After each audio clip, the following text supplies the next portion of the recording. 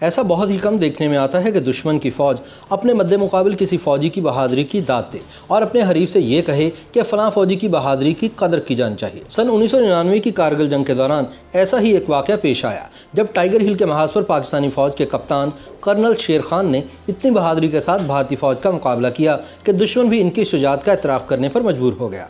भारत की जानिब से इस महाज पर जंग की कमांड करने वाले भारतीय ब्रिगेडियर MS बाजवा ने जंग के बाद एक इंटरव्यू में BBC को बताया कि जब कारगिल की लड़ाई खत्म हुई तो मैं उस पाकिस्तानी अफसर की बहादुरी का कायल हो चुका था।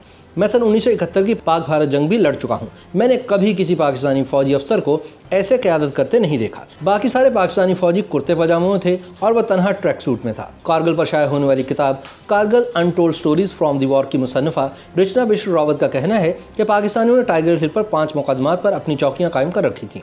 पहले 8 सिख रेजिमेंट को इन पर कब्जा करने का काम दिया गया, लेकिन वो ये ना कर पाए। बाद में जिम्मेदारी दूसरी रेजिमेंट को सौंपी गई तो वो किसी तरह इस पोजीशन पर कब्जा करने में कामयाब हो गए, लेकिन कैप्टन कर्नल शेर खान ने एक जवाबी हमला किया। पहली बार नाकाम होने के बाद इन्होंने अपने फौजियों को दोबारा तैयार करके हमला किया। जो लोग ये जंग देख रहे थे उन सब का कहना है कि यह खुदकुश हमला था। वो जानते थे कि यह मिशन कामयाब नहीं होगा क्योंकि इंडियन फौजियों की तादाद इनसे कहीं ज़्यादा थी। भारतीय ब्रिगेडियर बाजवा कहते हैं कि कैप्टन कर्नल शेर खान बहुत बहादुरी से लड़े। आखिर में हमारा एक जवान करपाल सिंह जो कि जख्मी पड़ा हुआ था, उसने अचानक उठकर 10 गज के फासले से एक ब्रश मारा और शेर खान को गिराने में कामयाब रहा। उसके मुताबिक पाकिस्तानी हमले के बाद हमने वहां 30 पाकिस्तानियों की लाशों को दफनाया, लेकिन मैंने पोर्टर्स भेजकर कैप्टन कर्नल शेर खान की लाश को नीचे मंगवाया और हमने उसे ब्रिगेड हेडक्वार्टर में रखा। जब कैप्टन शेर खान की लाश वापस की गई तो उनकी जेब में ब्रिगेडियर बाजवा ने कागज़ का एक पुर्जा रख दिया जिस पर लिखा था 12 NLI के कप्तान कर्नल शेर खान इंतहाई बहादुरी और बेजिगरी से लड़े और इन्हें इनका हक दिया जाना चाहिए। कैप्टन कर्नल शेर खान का ताल्लुक पाकिस्तानी फौज की सिंध रेजिमेंट से था और कारगिल की लड़ाई में वह नॉर्दर्न लाइट इन्फेंट्री से मुंसलिक थे। कैप्टन कर्नल शेर खान खैबर पख्तूनख्वा के गांव नवाकली में पैदा हुए। इनके दादा ने कश्मीर में सन 1948 की मुहिम में हिस्सा लिया था। इन्हें यूनिफॉर्म में मलबूस फौजी अच्छे लगते थे। चुनाचे इनके यहाँ जब पोता पैदा हुआ तो उन्होंने कर्नल का लफ्ज़ इनके नाम का हिस्सा बना दिया। ताहम उस वक्त इन्हें अंदाज़ा नहीं था कि इस नाम की वजह से इनके पोते की ज़िंदगी में मसाइल भी पैदा हो सकते हैं। कारगिल पर लिखी गई किताब witness to blunder Kargil story unfolds के मुसन्निफ इशफाक हुसैन बताते हैं कि कर्नल लफ्ज़ शेर खान के नाम का हिस्सा था और वो इसे बहुत फ़ख्र से इस्तेमाल करते थे। कई बार इससे काफ़ी मुश्किलात पैदा हो जाती थी। जब वो फ़ोन उठाकर कहते थे लेफ्टिनेंट कर्नल शेर स्पीकिंग, तो फ़ोन करने वाला समझता था कि वो कमांडिंग अफसर से बात कर रहा है और वो इन्हें सर कहना शुरू कर देता था। तब शेर खान मुस्कुराकर कहते थे कि वो लेफ्टिनेंट शेर हैं। मैं अभी आपकी बात कमांडिंग ऑफिसर से करवाता हूं। कर्नल शेर ने अक्टूबर सन 1992 में पाकिस्तानी फौजी अकेडमी में शमूलियत इख्तियार की थी। जब वो वहां पहुंचे तो इन्होंने दाढ़ी रखी हुई थी। इन्हें दाढ़ी साफ करने को कहा गया तो इन्होंने साफ इनकार कर दिया। इनके आखिरी सेशन में दोबारा पूछा गया कि आपकी कारकर्दगी अच्छी रही है, अगर आप दाढ़ी साफ कर देते हैं तो आपको अच्छी पोस्टिंग मिल सकती है, लेकिन शेर खान ने दोबारा इनकार कर दिया। इसके बावजूद इन्हें बटालियन क्वार्टर मास्टर की पोजीशन दी गई। पाकिस्तानी फौजी अकेडमी में इनके 1 साल जूनियर कैप्टन अली अल हुसैन बताते हैं कि इनकी इंग्लिश बहुत अच्छी थी और ये दूसरे अफसरान के साथ खेला करते थे और अक्सर जीतते थे। जवानों के साथ भी वो आसानी से घुल मिल जाते थे। कैप्टन शेर खान जनवरी सन 1998 में डोमेल सेक्टर में तैनात थे। सर्दियों में जब इंडियन फौजी पीछे चले गए तो वो चाहते थे कि इनके ठिकाने पर कब्जा कर लें। इस सिलसिले में वो आला अफसरान से अभी इजाज़त लेने के बारे में सोच रहे थे कि कैप्टन शेर खान ने इत्तला भेजी कि वो चोटी पर पहुंच चुके हैं। कर्नल इशफाक हुसैन अपनी किताब में लिखते हैं कि कमांडिंग अफसर तजब्जुब में थे कि क्या करें। उसने अपने आला हुकाम तक बात पहुँचाई और इस हिंदुस्तानी चौकी पर कब्जा जारी रखने की इजाज़त मांगी, लेकिन इजाज़त नहीं मिली और कैप्टन शेर खान से वापस आने को कहा गया। वो वापस आ गए, लेकिन आते आते हिंदुस्तानी पोस्ट की बहुत सी अलामती चीज़ें, मसलन इंडियन फौजियों की वर्दियाँ, दस्ती बम, वाइकर गन के मैगजीन, गोलियाँ और कुछ स्लीपिंग बैग भी उठा लाए।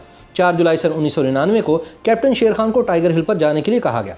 वहां पाकिस्तानी फौजियों ने 3 दिफाई लाइनें बना रखी थी जिन्हें कोड नंबर 129A, B और C दिया गया था। इंडियन फौजी 129A और B दिफाई लाइन को काटने में कामयाब हो गए। कैप्टन शेर शाम को 6 बजे वहां पहुंचे और हालात का जायजा लेने के बाद दूसरी सुबह इन्होंने इंडियन फौजियों पर हमला करने का मंसूबा बनाया। रात को इन्होंने सारे सिपाहियों को जमा किया और शहादत पर एक तकरीर की। सुबह 5 बजे इन्होंने नमाज अदा की और कैप्टन उमर के साथ हमले पर निकल गए।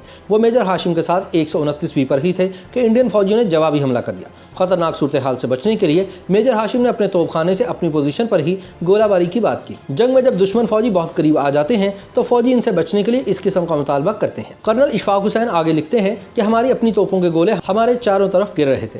पाकिस्तानी और इंडियन जवानों की 10 ब 10 लड़ाई हो रही थी। तभी एक इंडियन जवान का ब्रश कैप्टन कर्नल शेर खान को लगा और वह नीचे गिर गए।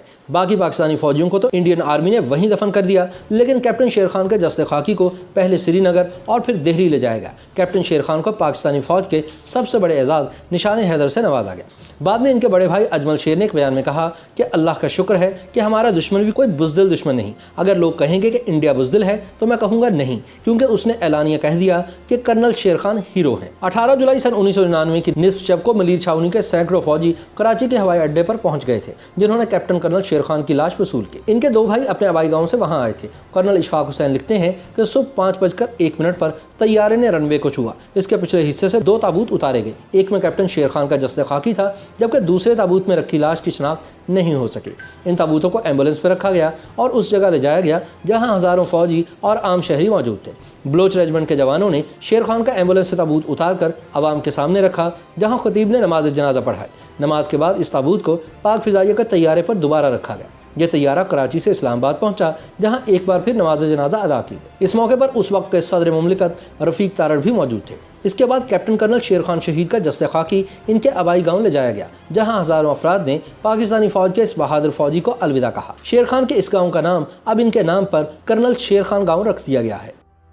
YouTube पर गूगली न्यूज देखने के लिए youtube.com की सर्च बार में गूगली न्यूज टीवी टाइप करें। गूगली न्यूज के पेज पर सुर्ख रंग के सब्सक्रिप्शन वाले बटन पर क्लिक करना ना भूलिए। YouTube पेज पर अपलोड होने वाली वीडियो से बाखबर रहने के लिए बेल आइकन पर क्लिक कीजिए। आपको हर नई वीडियो के बारे में नोटिफिकेशन मौसूल हो जाएगा।